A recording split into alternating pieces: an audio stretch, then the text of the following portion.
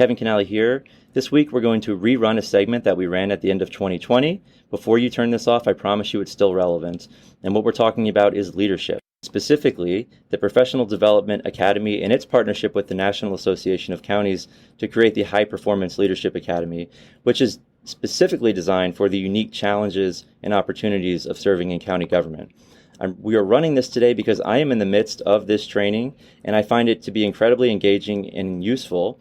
Michael Sanderson is a graduate of this program, and he will speak volumes about how important it is to him and his development and his growth. So this is today going to give you a lot of tools and tips without even signing up for this training, but I will say it's incredibly useful, and I hope that you will. But I think we can all use a primer on leadership and social skills and how we interact with others, especially amidst this pandemic. So I'll leave it there. I hope you enjoy, and we will talk to you next week.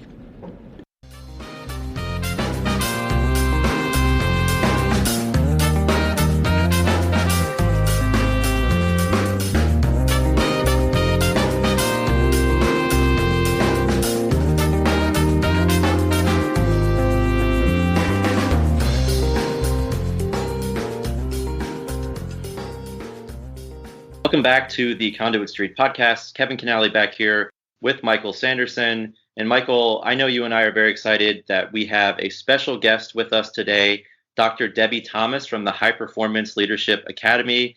Debby, welcome to the Conduit Street podcast. Thank you so much for being with us today.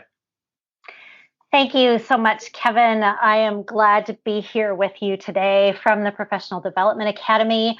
I'm a professor of leadership and management. I'm the dean of a local college of business. And most importantly, I'm a leadership coach at the Professional Development Academy. So I'm glad to be here with you today. And I look forward to talking a little bit about what we have to offer.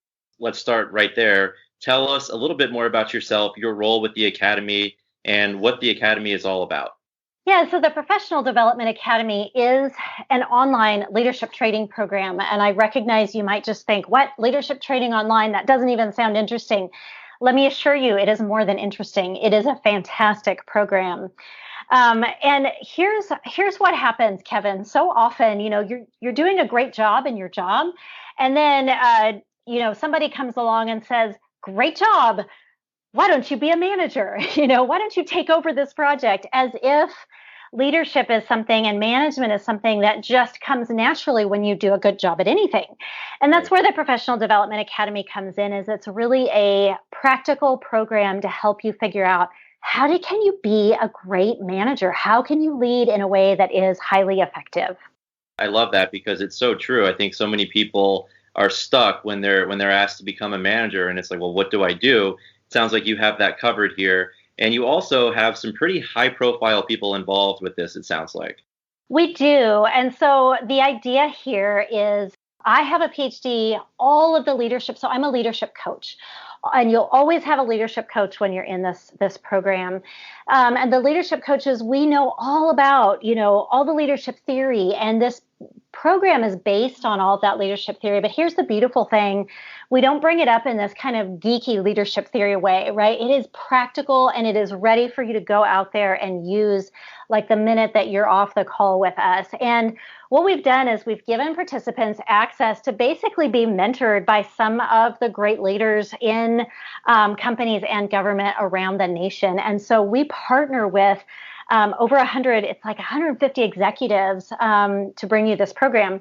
One of the main people that we partner with is General Colin Powell, of course, who is the former Secretary of State, a fantastic person and an amazing leader. And he is with us every step of the way. So you'll be hearing from General Colin Powell throughout the program, and he just brings so much to the program. We have Marshall Goldsmith, who is the #1 leadership coach in the United States. And he brings an amazing presence who will join us regularly in the program and be giving insights as to how to be a better leader. And then, of course, we bring in people. I'm just going to give you a few examples of some of the people that we have in here. Sarah Andrews, who's the VP and the CISO of PepsiCo. Pete Selleck, the president and chairman of Michelin. Mark Varner, the CISO of McDonald's. Dave Eslick, information security chief of Starbucks. And Harry Kramer, business executive leadership author. He was the former chief executive officer of Baxter International. So we bring you fantastic people who can mentor you into being the kind of leader that you want to be and the kind of leader who will be successful.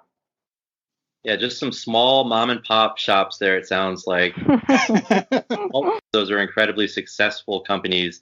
And you mentioned the private sector and also government. And this academy is designed for leaders in all sorts of fields. But you have partnered with NACo, the National Association of Counties, to focus on offerings for local government leaders. Talk a little bit how that came together and how it's going so far.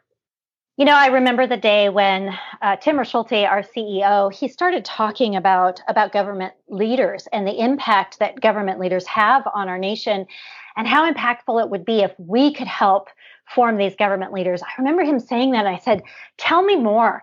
And he grabbed one of those dry erase. We were on the 10th floor of the Coin building in Portland. And he started writing on the window, and he's like, think about, all of the government people who are out there, all the impact that they're having in their counties and in their states, and that they just aren't being given intentional leadership training. And think of the impact we could have if we make leaders better at this level of government. We could make our nation better. And he got so excited. And I thought, oh, wow, I hope this happens one day. And Tim has been tireless. This was like 5 years ago, right? He has been tireless in this partnership with NACo. And we have had a fantastic partnership with NACo. We have over 1,000 participants from NACo who have come through from all states, from counties all over the United States who have come through the program. And we're finding this program to be highly effective for, county employees. And just that focus on you can be a better leader. Leadership is not something we wake up one day and we're good at. It's a skill like anything else. It's a knowledge like anything else. We have to spend time and energy and effort to become good at it. And that's why we're here, is to come next to leaders and even potential leaders and help them recognize what they are already doing amazingly well and help them to recognize some things that they could do better to be more effective. Debby, this is Michael, and first I'll offer my thanks for you as the leadership coach for a cohort that I had an opportunity to be part of. I've gone through this leadership academy and have my freshly minted credentials and a copy of General Powell's book by my bedside and so forth. So I'm now transitioning to being ambassador. But I will say your comment about leadership skills not being something that you are born with or necessarily wake up with, but that you need exposure to that. Almost everybody, even if you come to this academy as an expert or as a standout in a particular area, you can glean value from the experiences of people from the military or from the corporate world or from the technology sector or wherever. I found that very much to be true. And I think your observations there really resonate for sure. Michael, thank you for that. I'm so glad that you got to go through our program and that you get to be like the firsthand person. And I just want to emphasize something you said. I have trained people who have been in leadership and management for 30 years, and they have thought it was a fantastic experience, and they learned things, and they had the opportunity to become better. I've had people who have been in leadership and management for 30 days and have had similar experiences. And I even train people who aspire to be a leader or a manager one day and who haven't had that opportunity, who have also had really some great results from this program. And Debby, I can tell you, hearing Michael gush about this program when he was going through it, and he is very excited about his book and his credentials, but it sounds to me, and I know from firsthand experience, like you've sold Michael here. He is not an easy sell. So that's very impressive. Who else do you think would be a good candidate when it comes to county governments to go through this academy? It doesn't just have to be front-facing elected officials, correct? This is not just for local elected officials, but also for other folks in county government who are either in leadership roles or aspiring to be leaders. Is that right?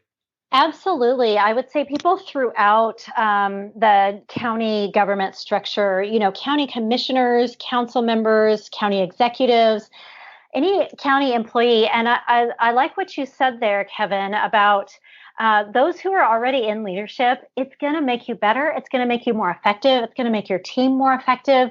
And we do this thing where we have you connect with your manager regularly or your superior regularly throughout the program, which really kind of puts you on their map. Like, I am trying to get better. Look at the things I'm doing. And you gain this support from your manager or leader, and they start to look at you differently. Like, wow, you really are putting a lot of intentional effort into your leadership. And I've had so many people say, Debbie, guess what? I just got offered a promotion. And I really think it's because of this program that I'm in, right? This intentional leadership piece. But I have a lot of people come through the program who are aspiring to be leaders and haven't been given that opportunity yet. And I think that is also an excellent place to come into the program. And like I said, I've had people, humble people who have been leaders for 30 years and come away having learned something and become better through the program, and people who aren't even leaders yet. So that's one of the beautiful things in this program. You're in a cohort, but you're also in a small group. And in that group, you're able to talk with other leaders that are in county. This, I think Michael could probably speak to this as well. It's a very powerful part of the program. And you will have people from all different parts of county work in that group, but also all different levels of leadership, which makes it a very rich and interesting time to talk with one another and to learn from one another. Debbie, actually, that observation about breaking into smaller groups was one thing I wanted to mention as part of this exchange, and I'll do so by telling you we have a peer group with my association of state association execs. So the people who run and manage the state associations of counties across the country, we get together. That we basically had a cohort through the Leadership Academy that worked together, and we have been having an occasional electronic sort of town hall type meeting. And just later today, our topic for discussion is, why did the subgroup structure of the High Performance Leadership Academy work so well for us? Why is it that groups of 10 magically unlocked so much discussion that we almost certainly wouldn't have had at a group of 40?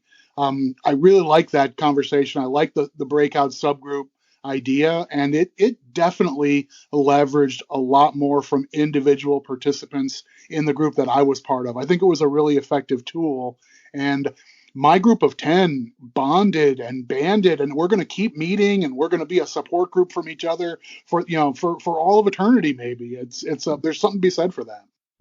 Yeah, and we have this comment often. The breakout group sessions become some of the favorite. People are always nervous at first, like, I'm going to be with this group of people. I've never met them before. Phone conversation can be awkward, or a Zoom call or whatever. And after about week 3, they're thinking, oh no, this course is going to end in 12 weeks. I don't want it to end. I like these people. I need this. Some people call them, their weekly counseling sessions, or, there's just so much that happens when you hear somebody else that's in your same shoes and they understand what you're going through. Maybe they've been through it and they give you some advice. Maybe you've been through it and you give them some advice. Some amazing things happen. And we have a lot of groups that have come through the program and who say, we still get together because we became very close and we trust one another, and we get together and we talk through things together as leaders. Well, I'll offer one more quick observation, and this is another heaping of praise, and that is, I was prepared when I heard how multidisciplinary the curriculum would be. I sort of mentally prepared for, okay, there's going to be some content that is going to be really relevant to the public sector. And to the extent that my job is kind of nonprofit-y, then that stuff will be useful takeaways for me. And then I'll be able to ride out the stuff that isn't really relevant. When these military people or the big shots at PepsiCo and so forth are talking about their issues, that's not going to be of much value for me, because that's going to be corporate, or that's going to be a different world than the one I operate in. I couldn't have been more wrong about that. And the notion of working with people and thinking about mission and thinking about where you fit as a leader with those you interact with and around, uh, so many of those lessons were really universal. So I came away actually maybe getting more from listening to the tech sector people and the military people than I did the people who were already speaking my language, the public sector. So it was an interesting revelation for me. I set the bar low and it exceeded by a vast measure. Michael, and I think that's a great point because really what we're trying to do is make leadership accessible. And these are amazing leaders who have had huge impacts on massive companies and so many people. And when they speak in the program, they really kind of give it from the heart. And they're like, here's how you need to be as a leader to be successful and to make this thing come together. And it really isn't a technical, you need to follow these rules or you need to do this thing. It does come from the heart and it resonates in a way that you can walk away from that and say, I know what that person was talking about, and I can see exactly the types of things that I can be doing in my particular context to be that kind of a leader. And that's exactly what we're looking for. So I'm really glad that you shared about that, Michael. Yeah, that's really interesting. And the takeaway that I get there is these skills are portable, right? Regardless of whether you're in the private sector, you're in the public sector, regardless of what you're doing, the skills that you learn here, you can take them wherever you go. There's a benefit from hearing from folks outside of your profession, in the same profession. These skills are just really portable, and they're so important to have for any leaders or aspiring leaders. And so for our listeners, hopefully we have piqued your interest a bit. We will, of course, provide links in the show notes for anyone who wants to know more. But Debbie, where can people, county people or otherwise, go if they want to learn more? Yeah, the NACo website, you can always find Professional Development Academy through the NACo website because we partner with them. And you can go directly to our website at pdaleadership.com as well. Kevin, I'll also add that if you're in county government or you're a subscriber to the Conduit Street blog, which I hope many of our listeners are, stay tuned for more details. MACo, our state association, is working closely with PDA Leadership and with the High Performance Leadership Academy. We are hoping to unveil some opportunities for Maryland county officials to get together. We're hoping to promote interest in these offerings. I think it's a good value added thing for our members, and we want to leverage the relationship through the National Association and through this academy to bring it out to as many people as want to take it up. So we want to be ambitious on this. Big things coming soon. That sounds great. So, of course, stay tuned to the blog, to the podcast as well. I'm sure we'll provide updates here. But Debbie, thank you so much for taking some time today. This sounds like a fantastic opportunity. Again, you've sold Michael. He is now an ambassador. He has his credentials. He has his book, and he's running around telling everybody about the value here and why this is such a unique and important program for people everywhere, right? It doesn't matter if you're in the public or private sector. It's beneficial to everyone. We really appreciate you taking the time today. We know you're busy, but thank you so much. Thank you, Michael and Kevin. It's been fantastic to be with you, and I hope you all have a fantastic rest of your day. All right, that'll do it for this episode of the Conduit Street podcast. As always, if you enjoy the podcast, please go ahead and subscribe. That way, all of these episodes will be sent to the device of your choice. You can follow along on social media, Facebook, Twitter, and of course, the Conduit Street blog. But for now, for Debby Thomas and Michael Sanderson, this is Kevin Canale signing off, and we will talk to you soon.